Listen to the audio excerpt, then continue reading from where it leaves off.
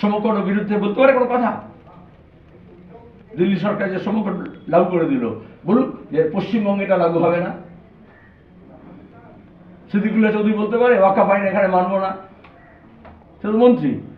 মমতা তো চুপি সারে লাগু করে দিচ্ছে। তো ওইসব এরা হচ্ছে সব সাইনবোর্ড। আসল সাইনবোর্ডটা কি? পিসি ভাইপো। তৃণমূল দল থেকে কি বলছে আজ পর্যন্ত স্বীকার করেছে? ও তো অনুব্রত জেলে গিয়েছিল, শিক্ষক নিয়েও দুর্নীতি, সব রকমের দুর্নীতি বাজারে। মমতা ব্যানার্জি তাকে 21শে জুলাই মঞ্চে তুললেন না, তোমরা সব লিখলে কত ভালো, কি বিশাল ভালো, এখন পরিবর্তিত মমতা ব্যানার্জি। আবার গিয়ে বললেন যে পুরোর মতো অবস্থা থাকবে, ডিসিআর কাটবে, লুট হবে, পাচার হবে, বালি পাচার হবে, কাঁটা পাচার হবে, পাথর পাচার হবে, অনুব্রত আবার হেলমেট দেখাচ্ছে থাকবে। তো তুমি আসলটা দেখো, ছাল চামড়া কেন দেখছো? মূল বডিটা দেখো তৃণমূলে। আজ পর্যন্ত তৃণমূল কি এটা সিদ্ধান্ত করেছে কোনো একটা মিটিংয়ে? মমতা ব্যানার্জি বলেছেন আমি অযোগ্যদেরকে বাঁচাবো, বলেননি যারা টাকা দিয়ে চাকরি পেয়েছে তাদেরকে বাঁচাবো। যার ফলে সব এক হয়ে গেল, কাঁকড় আর গম সবকে পেশাই করে দিলেন। কিছু লোকজন তো আছে, আমি শোভনদেব বাবুর কিছু বলছি না, মানে শোভনদেব চট্টোপাধ্যায়ের কথা বলছি, দুটো আছে।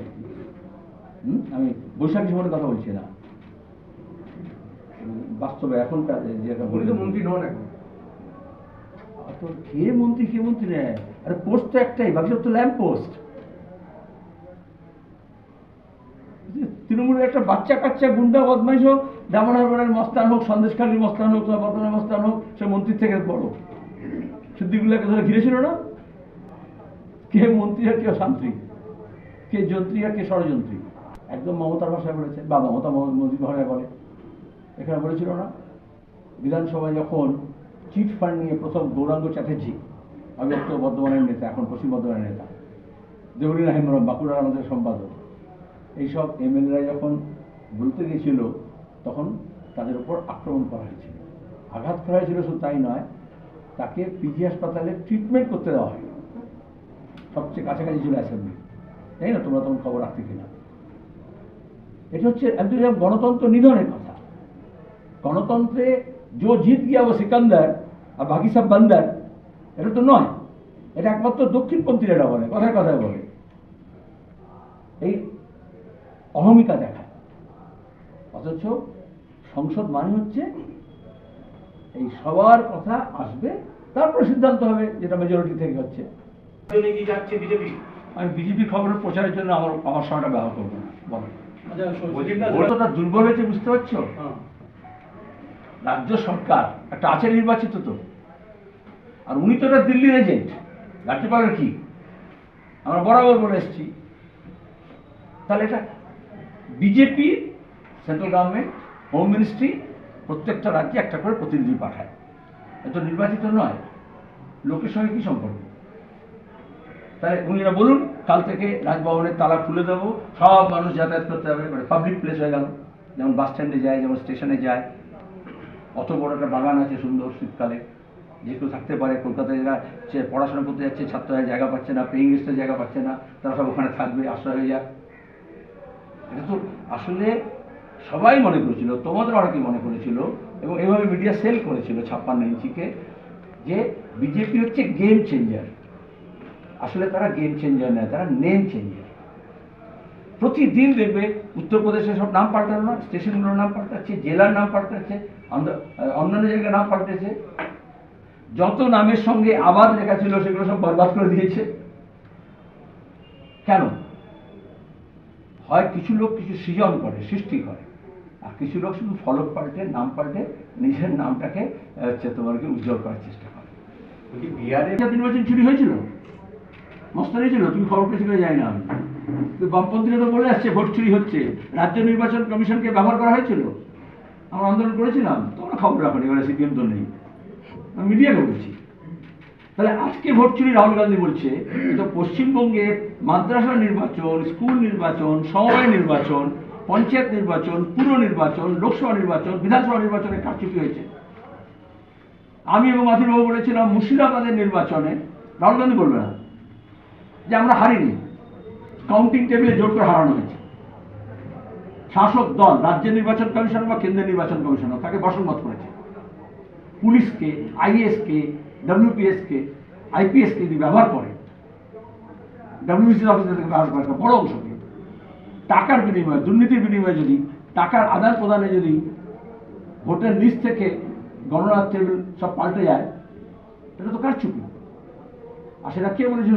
দিল্লি হতে পারে, হরিয়ানা হয়েছে, মহারাষ্ট্র হয়েছে, তারপরে গোটা দেশ জেনেছে হয়েছে।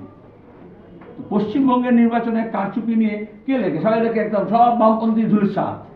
দেখো না, কিন্তু একটাও গল্প হয়েছে, একটাও রিপোর্টেজ হয়? কিরকম মুখ বন্ধ করা আছে সংবাদ মাধ্যমে পশ্চিমবঙ্গে? একটা সময় নির্বাচন ঠিক মতো হয়? এগুলো সব নির্বাচিত সংস্থা তুলে দেওয়া হয়েছে। এইভাবে উত্তরপ্রদেশে হয়েছে, এইভাবে মধ্যপ্রদেশে হয়েছে, বিজেপি শাসিত রাজ্যগুলোতে হয়েছে, এখন গোটা দেশে হচ্ছে। আমরা তার বিরুদ্ধে। এসআইআর যেদিন ঘোষণা হলো, সিপিআইএম প্রথম তার বিরোধিতা করল। তৃণমূলের জাগতে 15 দিন সময় লেগেছে। আজকে বলছে সিওর অফিসে গেছে। আমরা তো যেদিন এসআইআর ঘোষণা হয়েছে, পুজোর মধ্যে যেদিন প্রথম অফিস খুলেছে, ছট পুজোর পরের দিনই আমরা সব বামপন্থী দলরা জমায়েত করেছি। কিন্তু বামপন্থী দেখা যাচ্ছে না, প্রশ্নের মধ্যে বলে দিলে, প্রশ্নের মধ্যে একটা করে ফেক নিউজ ঢুকিয়ে দেওয়া প্রশ্নের মধ্যে। তা আমরা তো প্রথম গেলাম, সব বাম, শুধু বামফ্রন্ট না, সব বামপন্থী দলরা মিলে গেল। তারপরে আমরা বললাম এই যে কেলেঙ্কারি হচ্ছে একটা ভোটার লিস্ট নিয়ে, কারণ মৃতদেরও ভোটার তালিকা ইলেকশন কমিশন ছাপিয়ে দিয়েছে আর বিরোধীরা বিলি করে দাও। আমরাই প্রথম বলেছিলাম যে মৃতদের নামটাকে বাদ দিয়ে বাকিদের ফর্ম দিন। 100% এখন কি দরকার আছে? 10 থেকে 12% থেকে 30% কত মৃত হতে পারে, ফেক হতে পারে, সে ফর্মগুলো কেন ছাপলো? টাকা খরচা তো হলো, বিয়ের উপর চাপ তো হলো, ম্যানআওয়ার তো গেল, ম্যান্ডেজ তো গেল। এবং সেটা আমরা বলেছিলাম, পরে সিও মানল। সিপিআইএম বলেছিল যে ডিজিটালি এটা অ্যাভেলেবল কারা মৃত। পরে বলছে এসআইআর চালু করার পরে যে আমরা কালেক্ট করছি, চোর পালে বুদ্ধি বাড়ে। আমরা বলেছিলাম বিহারে ইলেকশন, কিন্তু তারপরে সেটা তো তাড়াতাড়ি করতে হয়েছে, কিন্তু পশ্চিমবঙ্গ নির্বাচনে দেরি আছে। তো এখন তাড়াহুড়ো কি আছে?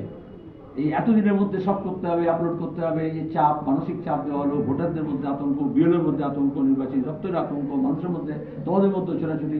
তাহলে এটা কোনো সময় দেওয়া যায়? সময় বাড়িতে বোঝা গেল, হ্যাঁ সময় দিয়েছে। যখন কোর্টে যাওয়া হলো, কোর্ট যখন বাড়ি দেবে সময়, তখন রোববার দিন নোটিশ দিয়ে বাড়ি দেবে। বাংলায় বলে, ভাবিয়া করিও কাজ, করিয়া ভাবিও না। যদি ইসিআই একটু ভেবেচিন্তে পরিকল্পনা মাফিক করতো, ঠিকমতো ট্রেন করতো, সার্ভার ঠিক মতো ঠিক করতো, তাই হতো, ভালোভাবেই হতো। এখনো তাদের উদ্দেশ্যে সন্দেহ আছে, এবং বামপন্থীরাই, তোমাদের কানের জন্য ঢোকানোর জন্য জোরে বললাম যে নির্বাচনে কারচুপি, ভুয়ো ভোটার এবং তার সঙ্গে হচ্ছে মৃত ভোটারদের নিয়ে আমরা সবচেয়ে বেশি সোচ্চার হয়েছি। কিন্তু তোমরা বিজেপি বলেছে, বাংলাদেশি আছে, রোহিঙ্গিয়া আছে, মতুয়া আছে, এর মধ্যে ঢুকে পড়েছিলে, সুতরাং অন্য কিছু ঢুকছিল না। আসল সমস্যা কোনটা এখানে? পশ্চিমবঙ্গের ভোটার লিস্টে আসল সমস্যা কি? ভুয়ো ভোটার, মাল্টিপল এন্ট্রি এবং মৃত্যু তালিকা। উত্তরে জানলো এই প্রধান ভারত, তার জন্য অভিনন্দন।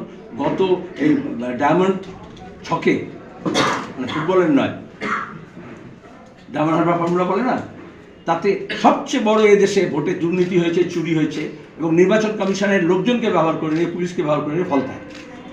পঞ্চায়েত নির্বাচনে একজনকে নমিনেশন জমা দেওয়া হয়নি, জেনারেল ভোটের সময় একজনও পোলিং এজেন্টকে বসতে দেওয়া হয়নি। সেখানকার সবচেয়ে বড় মস্তান যে অভিষেকের খাস লোক, সে 4টে থানার আইসিকে পাহারা নিয়ে ঘোরে। দেখা যাবে ইলেকশন কমিশনের যে লোকজন গেছে, তাকেও ঘিরে আছে ওই অভিষেকের খাস লোকেরা। অভিষেক বক্তব্য বলছেন, সরি, এটা মঞ্চ নাকি বলতে হয়? আপনার প্রশ্নটা করবেন, এটা মাঝে মধ্যেই তো হয়। এদের ভূমিকা আমরা জানি না, মাঝে মধ্যেই হয়। কারণ আমি সবসময় বলি, এটা বোঝো, বিজেপির কিছু অ্যালায়েন্স আছে, আর কিছু এস্ট্রেঞ্জ অ্যালায়েন্স আছে। যেমন বিয়েতে হয় না, সম্পর্ক হচ্ছে, সেপারেশন হয়, ঠিক আছে, ডাইভার্স নয়, এস্ট্রেঞ্জ বলে থাকে, দূরত্ব হয়েছে, এবং তাদের মধ্যে একটা পোটেন্সিয়াল অ্যালায়েন্স থাকে, যারা ভবিষ্যতে আবার ফিরতে পারে। সেই ক্যাটাগরিতে তৃণমূল পড়ে। জন্মলগ্ন থেকে অ্যালায়েন্স পার্টনার বিজেপির, মাঝখানে একটু বিচ্ছিন্ন, ভবিষ্যতে আবার যেতে পারে। এটা মমতা ব্যানার্জি বারবার বলেছেন।